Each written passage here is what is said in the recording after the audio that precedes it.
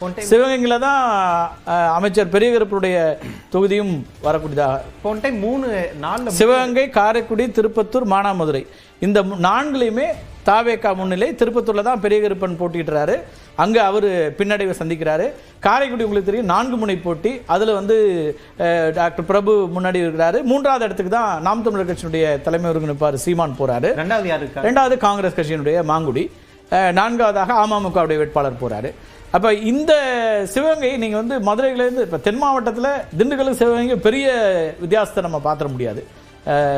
எல்லா காரணிகளையும் நம்ம ரவீந்திர சாமிகிட்ட கூட கேட்கலாம். ஒருவேளை சமூக காரணிகள் மற்ற விஷயங்கள கூட பெரிய ரஷ் பண்ணி கருத்து சொல்ல முடியாது.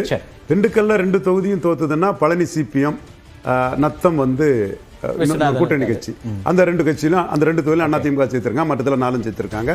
போல் மேனேஜ்மெண்ட்லாம் பவர்ஃபுல்லா இருக்கக்கூடிய இடம்.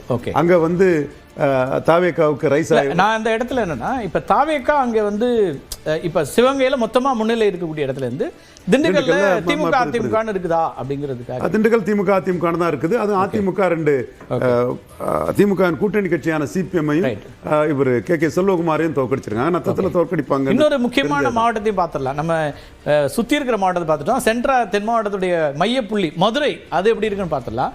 தென்காசிக்கு போயிட்டாங்க. நம்ம இங்கே இப்போ அங்கே போயிட்டு ரிட்டர்ன் வரணும் பஸ்ஸு. முதல்ல மதுரையை பார்த்துடலாம். மதுரை பார்த்துட்டு தென்காசி போயிடலாம். நான் மதுரை ஒரு முக்கியமான மையப்புள்ளியாக இருக்கிறதுனால மதுரையிலையும் தாவேகாவுடைய ஆதிக்கம் இருக்கிறது. இது ஒரு அர்பன் ஏரியான்னு நம்ம சொல்ல முடியும். ஆனால் மதுரையுடைய 10 தொகுதிகளில் 7 தாவேகா முன்னிலை வைக்கிறது அப்படிங்கிறத பார்க்குறோம்.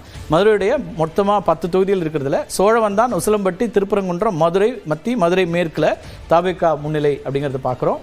இதில் மதுரை மத்தியும் மதுரை மேற்கும் முக்கியமான தொகுதிகளாக நம்ம பார்க்குறோம். இங்கேயும் தாவேகா தான் முன்னிலை வைக்கிறது. மதுரை மத்தியில் திரு பிடிஆர் பழனிவேல் தியாகராஜன் போட்டியிட்டார். அங்கே சுந்தர்சி அவர் எதிர்த்து போட்டியிட்டார். அந்த 2 பேரையும் தாண்டி அங்கே தாவேகா முன்னிலை வைக்கிறது. மதுரை மத்தியில் பிடிஆர் பழனிவேல் தியாகராஜன், சுந்தர்சி 2 பேரும் அறிமுகமானவர்கள். 2 பேருக்கும் பெரிய ஈர்ப்பு இருக்குன்னு பார்த்தா போட்டி 2 பேருக்கு தாண்டி 3வதா தாவேகா முன்னிலை அப்படிங்கிறத பார்க்குறோம். அந்த சார்ட்டை கூட பார்த்தலாம் குயிக்லி. மதுரை மேற்கு அதே போல தான். ரைட், திமுக கூட்டணிக்கு 3 இடங்களும் தாவேகாவுக்கு 7 இடங்களும் முன்னிலை இப்போ இருக்கிறத பார்க்குறோம் 10ல். அதிமுக கூட்டணிக்கு அங்கே எந்த இடத்துலையும் முன்னிலை இல்லை. இது மதுரையினுடைய எண்ணிக்கை. அதேபோல் தென்காசி நம்ம பார்த்துடலாம். மதுரை 10ல் 7 தாவேகா முன்னிலை அப்படிங்கிறத பார்க்குறோம். அதேபோல் தென்காசியில் அதிமுக அதிகமாக இருக்கக்கூடியதை பார்க்குறோம். தென்காசி மாவட்டத்தில் இருக்கக்கூடிய 5 தொகுதிகளில் 3ல் அதிமுக முன்னிலை வைக்கிறது. இது கடந்த தேர்தலோடு கிட்டத்தட்ட ஒன்றாக வெளிப்படக்கூடிய ஒன்றாகத்தான் இருக்குது. 2021 சேர்த்தும் பார்க்கும்போது திமுக கூட்டணி 2 இடங்களும் அதிமுக கூட்டணி 3 இடங்களுமாக 5 பிரிக்கிறாங்க. தாவேகா இங்கே பெருசாக வரல. கடையநல்லூர், சங்கரன் கோயில், தென்காசி, வாசுதேவநல்லூர் இந்த 2லையும் திமுக முன்னிலை வைக்கக்கூடியதாக இருக்குது. மற்ற 3லும் அதிமுகவுடைய முன்னிலை அப்படிங்கிறத பார்க்குறோம். தென்காசி மாவட்டத்தில் 5 தொகுதியில் 3ல் அதிமுக முன்னிலை வைக்கிறது நம்ம பார்த்துட்டோம். அதே போல் 3 இடங்கள் அதிமுக கூட்டணி.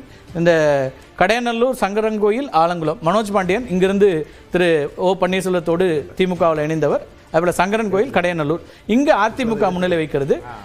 அப்போ அந்த இடத்துல ஆலங்குளம் ஏற்கனவே இவர் வெற்றி பெறுவார்னு அவர் கொடுக்கப்பட்ட தொகுதி, அதை இழக்கிறார் அப்படிங்கிறத நம்ம பார்க்குறோம். இது தென்காசி மாவட்டத்தினுடைய எண்ணிக்கைகளாக பார்க்குறோம். இதை எப்படி பார்க்குறீங்க? மதுரை உங்கள் பாயிண்ட் ஆஃப் வியூ என்ன ஆர்கே?